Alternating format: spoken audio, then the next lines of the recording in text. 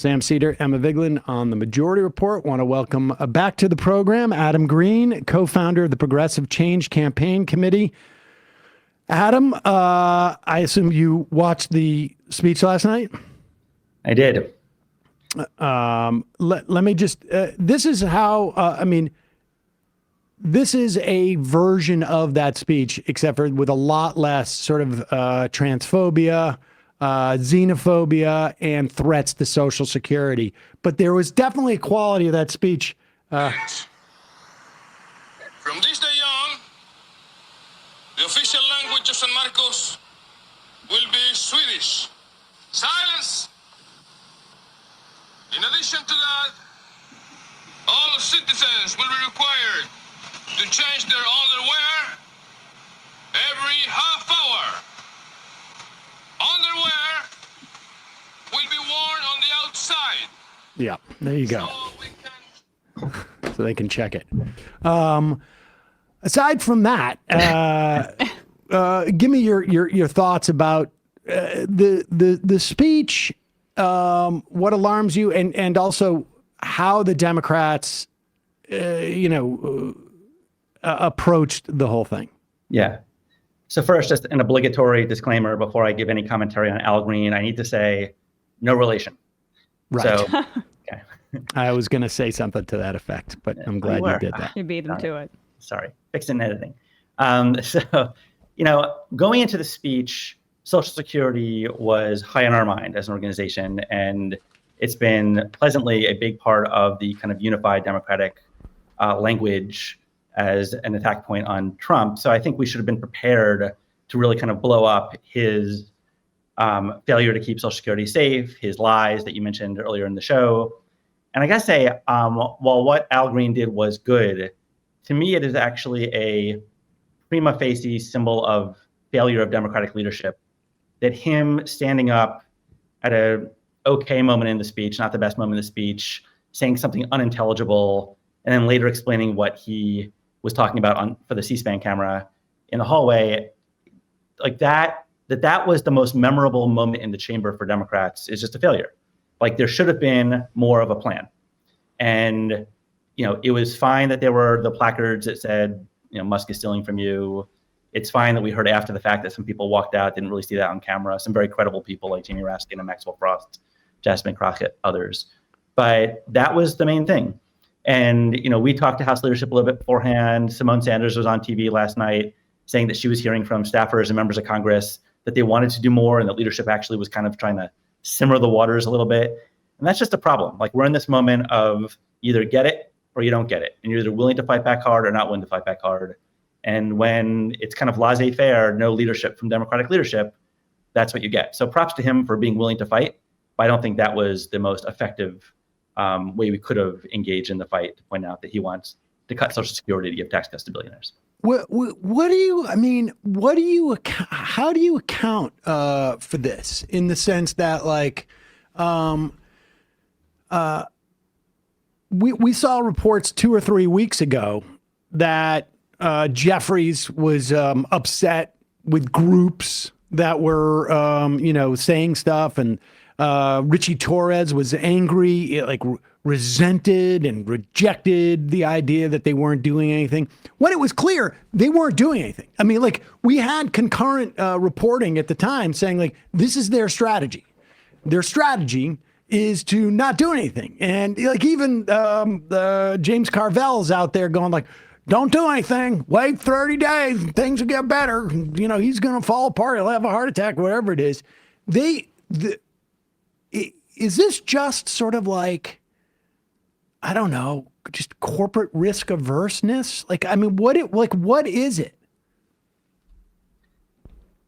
Yeah, there is, again, I think there's a dividing line between those that get it and those who don't get it, in terms of, like, this is an absolute threat to the America we want to know. And you think about a pendulum going back and forth. I don't know if the pendulum will ever go back to what we consider normal. And I think some people just think, oh, we'll win in the next midterm, so let them self-destruct. And they're just thinking about it through a old school political lens, right? I think a lot about, like, what is effective in this moment, as I know you are talking about a lot. And I talked to a senator this week who was like, I'm very averse to anybody who claims to have the one silver bullet. Like, if we shut down the Senate, that will do everything. It's like, I grant that point. There's not one silver bullet. But the way I think about it is, if we're going to make progress, if we're going to defeat these people, what can we do right now to expedite that progress and expedite their defeat and mitigate the harm and the pain to our democracy and to people? And one glimmer of hope I have is, I just saw this morning, Ro Khanna is going to start going to Republican districts to do town hall meetings there. And I do think that while it is very important that we have blue state rallies and people in San Francisco protesting, like, the ability to expedite Republican voters, Trump voters, veterans stepping up and being like, whoa, this is not what we wanted. The fact that Republicans are waving the white flag of defeat, not just to Putin, but also to their own constituents, and saying, we are not going to do town hall meetings anymore. Like, that is a symbol that this is an expediter. This is a mitigator of risk, of pain, if we can actually help these people speak out more. So I hope that we can have a strategy of identifying more of these people in Republican states and districts, doing our part to raise their voices credibly. And nothing is more clear to me that the amorphous idea of change is popular, and if Donald Trump stands for change, okay. But the second you get 1 degree closer to the surface, and it's like, Social Security will be cut, Medicare, Medicaid, veterans health care, food nutrition for kids, cancer research for kids. People, these are 80, 20, 90, 10 issues, and we really need to kind of get into that territory as quickly as possible. I think we saw Bernie go to Iowa with these rallies that I think are sort of like, the type of template that you're talking about. And particularly now that the Republicans have completely shut the door on doing their own town halls because they're, nervous about facing their constituents. Some of these are just amazing. That senator that we played the other day, from Kansas. Marshall. He just beelined. He literally just, he's got a constituent asking him about the veterans being fired. And he just goes like, bye, and just leaves. I think that can be strong. Let's talk about the thing with Social Security, because you and I are veterans of the 2005 George W. Bush assault on Social Security. This one's a little stealthier, it seems like, the way that they're doing it. I want to play this clip from last night. Now I find my sheet here. I think it's, which one's the Social Security one? 7, I believe. Oh, yeah, here it is. Sorry. Yeah. I think it's 7. This is essentially, or no, I guess this part is Doge. We could do the Social Security let's do 8. part. Okay. Because instead of saying Social Security is broke, nothing but IOUs here. It's just piece of paper, as if there's stacks of $1 bills in file cabinets. George W. Bush was going around saying it.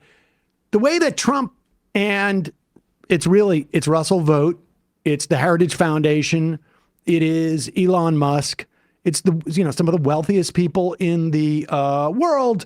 And they want to cut Social Security because this has really always been sort of the fundamental building block of our government for the past 90 years. And this is the way they're going about doing it, by claiming it's just completely rife with fraud. Go ahead. We're also identifying shocking levels of incompetence and probable fraud in the Social Security program for our seniors, and that our seniors and people that we love rely on. Believe it or not, government databases list 4.7 million Social Security members from people aged 100 to 109 years old. It lists 3.6 million people from ages 110 to 119. I don't know any of them. I know some people that are rather elderly, but not quite that elderly. 3.47 million people from ages 120 to 129. 3.9 million people from ages 130 to 139. 3.5 million people from ages 140 to 149. And money is being paid to many of them. And we're searching right now. In fact, Pam, good luck. Good luck. You're going to find it.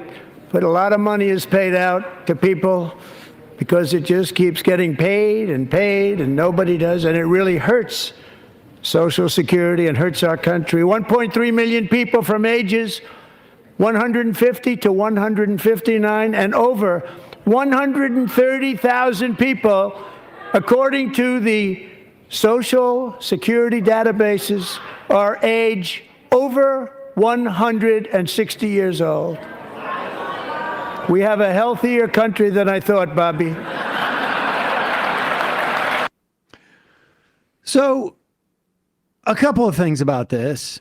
I mean, it's the too long don't read is it's all just a lie. I mean, there's two things going on here. One is there are people who are in the database who are dead, but they do not get paid. Social Security does not pay out to people over the age of 115, regardless. B, the way that the Social Security computer systems were set up, the language that they use when they didn't have a date, it would default to 1875, like May 22nd, 1875 or something. Right. And so, and the thing is, they know this. Like, this is a story from 2 or 3 weeks ago.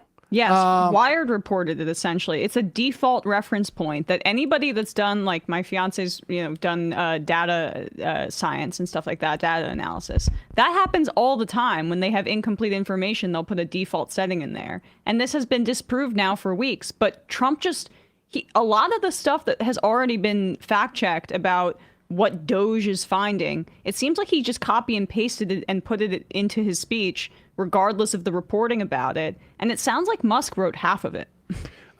Yep. The point is, you spend that much time on Social Security, a thing that you're supposedly not going to cut. Yeah. You're cutting it, right? Like, I mean, they're cutting the Social Security Administration, employees, but this all seems like a prelude. Right. It's absolutely a prelude. And it's a really important point for us all to be aware of. They're using the rhetoric of fraud to preview their cuts to core benefits, right?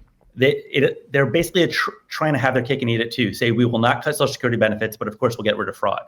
And then they put out fake fraud, and then they cut Social Security, and that's cutting benefits, right? David Day in the American Prospect, as you probably have already covered, did good reporting on how they're going to cut half of the Social Security Administration, which by definition means checks don't go out the door. People who are missing their checks don't have someone to call to get it back. Seniors who are living paycheck to paycheck and literally might not be able to eat or get their medicine because they lost their check, won't be able to have a remedy. Like, this is going to do so much harm, and it's all so clear out in the open.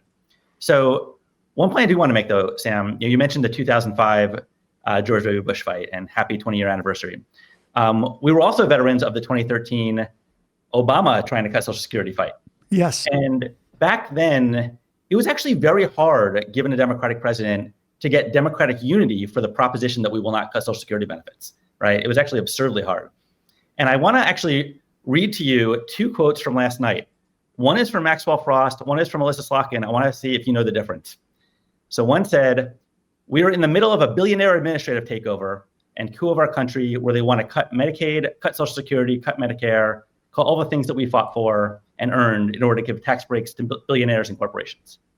The other person said, "President Trump is trying to deliver an unprecedented giveaway to his billionaire friends.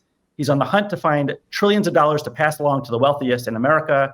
And to do that, he could very well come after your retirement, the Social Security, Medicare, VA benefits that you worked for your whole life. The president claims he won't, but Elon Musk just claimed that Social Security is the biggest Ponzi scheme of all time."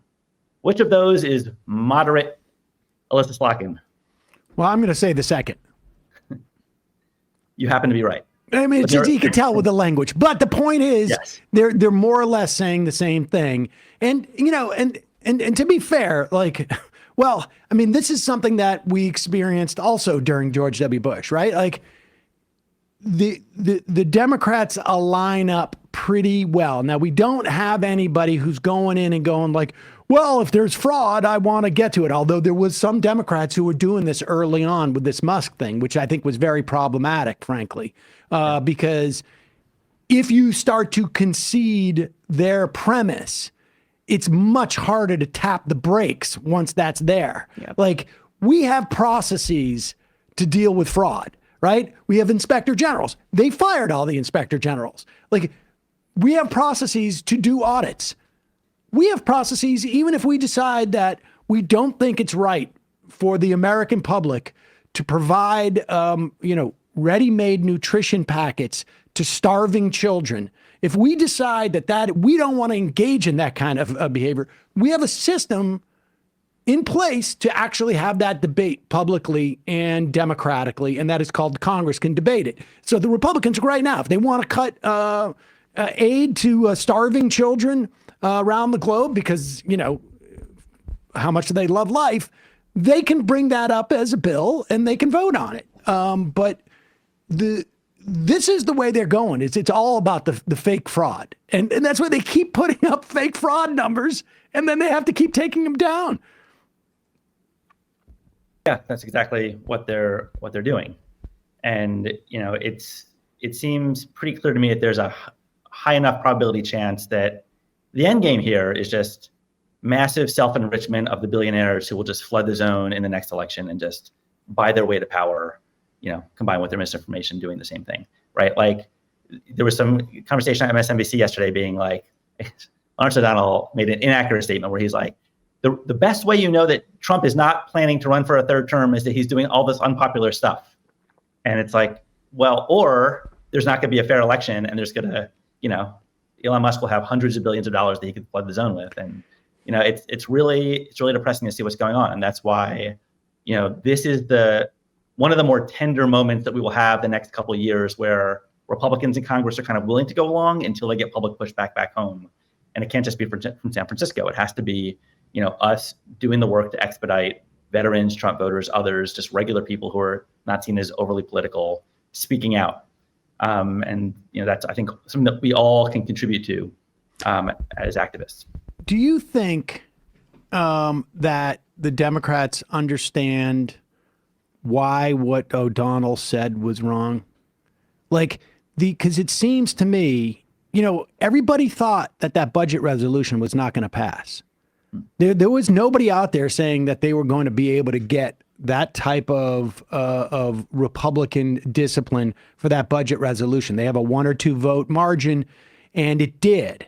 And I think, do you think that there is an awareness on Capitol Hill now that there's a slightly but very important different incentive structure with the Republicans, in that, if I'm a frontline Republican in New York or in California, I'm worried about the general election. And so I gotta, but with the unlimited money, literally unlimited money that Elon Musk has, all of a sudden their primary becomes a far more disciplining force than the prospect of how are they going to deal with the general, because they won't get to the general if they don't. I mean, is it your sense that Democratic lawmakers have any sense of that? Maybe the incentive structure has changed for Republicans? God, that's a good question. Do they have a sense that it changed? Again, I think those who get it do. Does Chuck Schumer, do Hakeem Jeffries fully get that incentive structure? I'm not sure, but it is really important to just even go deeper on what you're saying and connect some dots here. So, what is part of this, the significance of Trump kicking Zelensky out of the White House, right? It's a signal to every other world leader: you cross me, I will embarrass you on the world stage, right? There was apparently, I just heard this yesterday, there was somebody in the White House saying maybe we should be less tough on Zelensky. And that person's now kind of frozen out of the inner circle in the White House, right? There's this whack-a-mole thing where the first person to put their head up gets whacked so hard, everybody keeps their head down. And now go back to Congress. Nobody wants to be the first. Even the crazies who before would just, lambast against their own party. Nobody wants Elon Musk to write an unlimited check, which he can do with no consequence to his bank account, against them. What will it take, right? Fast forward to a time where the public pushback is so hard that 30 of them can actually step forward together and say to Mike Johnson, we cannot vote for this bill, right? That's what has to happen. It can't be one courageous Republican. I don't know that we get there, but if we're going to get there, we have to do things to expedite ourselves on that timeline. But the logic of those 30, let's say 5 years ago or whatever, pick a date in the past, was they can't take out all 30 of us. Yeah. Except for now, the difference between Elon Musk providing unlimited funds for one primary and the difference between that and Elon Musk providing unlimited funds for 30 primaries is like you or I deciding between, a Land's End sweater or a J. Crew sweater, right? Like it's meaningless to him. He just spent a minimum of $300 million, a minimum that we know of. And his net worth has increased couldn't have been a better investment. Like he could spend that 5 times over and it still would be an incredible, like one of the best investments in the world, in history, in terms of how much money he's made. So like, I don't even know if we're at that 30 point yet. Yeah. I mean, look, I can see the point. He has unlimited money. I make that point. It is a lot easier to take out one person than 30 people on a logistical level, making the ads and just having operatives do just do the stuff.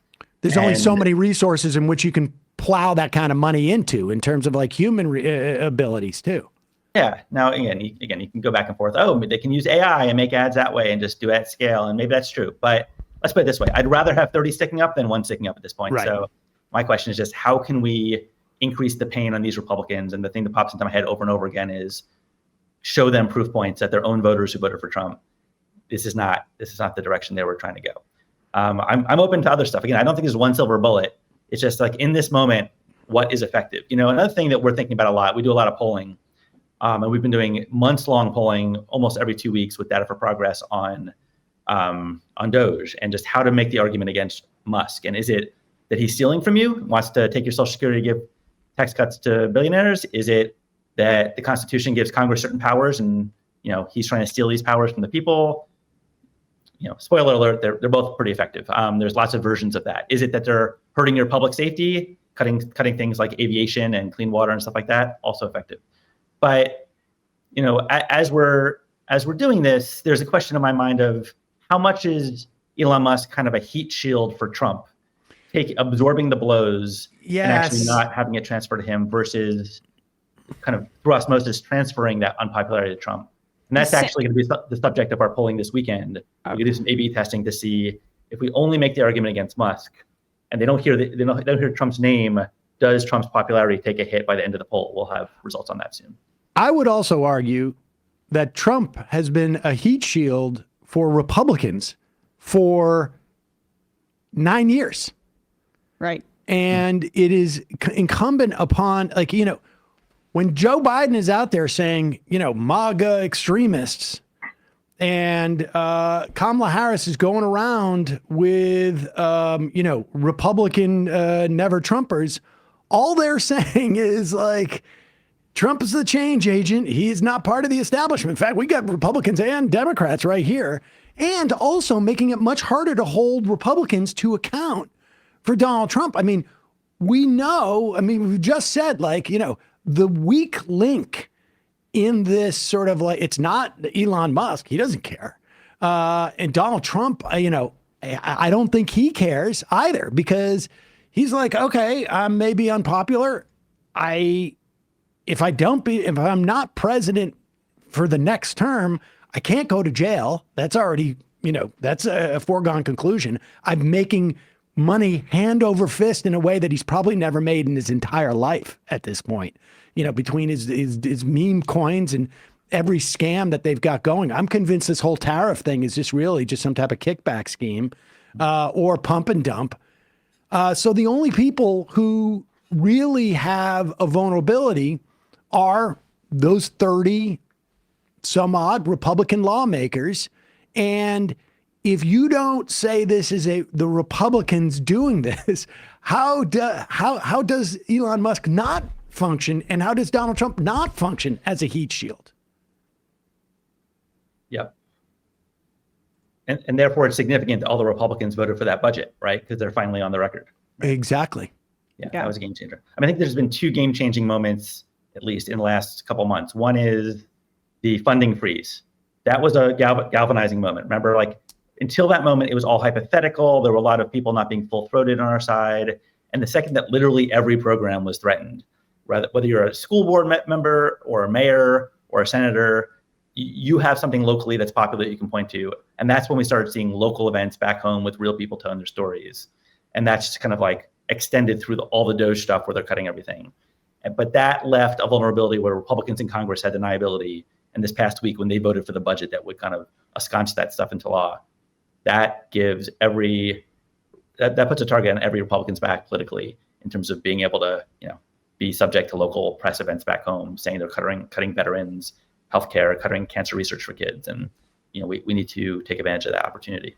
Well, Adam, what's our version of the Laken Riley Act? What is our version of basically taking the name of, say, a veteran, a third of the federal workers that I think have been fired are veterans, or it's a third of the federal workforce. They are veterans, right? I know that they're attacking the VA soon. Like, can the Democrats sponsor a damn bill with the name of a federal worker, or somebody say that died because they didn't have access to healthcare coverage?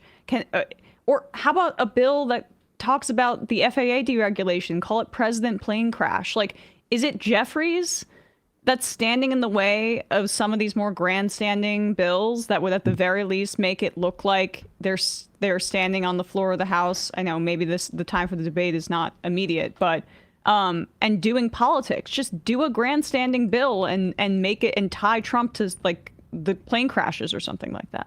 I love that. Emma, you just gave me homework for the next week. That is such a great idea. So I'll give a couple examples of things that could fit. Well, I just think you shouldn't do anything right now. Just wait. Don't do just anything. He'll wait. Just wait. Give him 30 days. One thing we should do today is name a bill after the 13-year-old kid who was a cancer survivor who was held up by Trump in the State of the Union last night. Yeah. And just name a bill to restore funding to NIH and other cancer research things named after him, right? Like, the fact that they're using that against us is so mind-boggling, and we should just flip that right away. Your FAA thing, pick somebody involved with that. I saw a video online recently of some veterans affairs person, like the VA official in some Midwestern state who was fired. He called his supervisor. The supervisor wasn't aware that he was fired. They called the supervisor. They weren't aware. And so, like, this guy trying to help veterans who's being cut for no reason, like, name a bill after him. It does seem like for every one of these things, we should just find a real person, name a bill. That's really smart. So, Adam Green, we will check on your progress with your homework over the next week, and we'll have you back, and we'll grade your work. Co-founder Progressive Change Campaign Committee. Where can people find out more? boldprogressives.org? boldprogressives.org to be looped into our activism. All right. Thanks, Adam. Appreciate it. Thank you. Hey, folks, don't forget to hit the subscribe button and check out our daily show. We do it every day at 12 p.m. Eastern for about 2.5 hours. We even take phone calls. You should check that out.